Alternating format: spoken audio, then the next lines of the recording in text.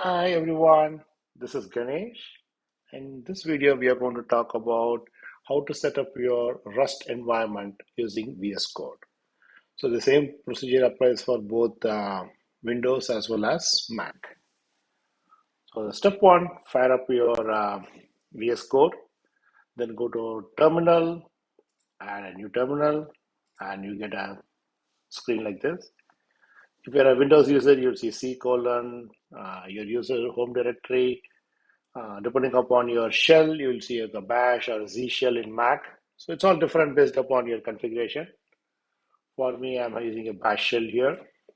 So make sure you go to your documents folder, CD documents. So CD stands for change directory to documents.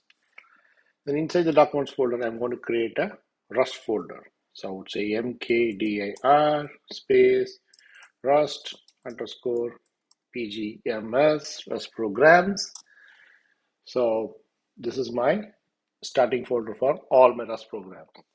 Remember, if you're doing it on Windows, do not use uppercase, do not use spaces. Rust does not like any of those notations. It should be all lower cases. If needed, you can use an underscore as a snake case.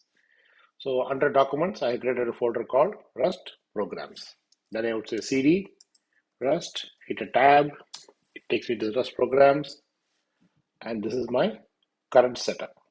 Now I'm going to go to VS Code, File, Add folder to Workspace. I'm going to choose my documents, Rust programs, Add. So now this is my workspace, which is pointing to Rust programs.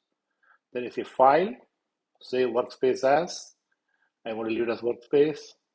Rust programs, .core workspace, hit save, it's Rust programs, workspace, here you go.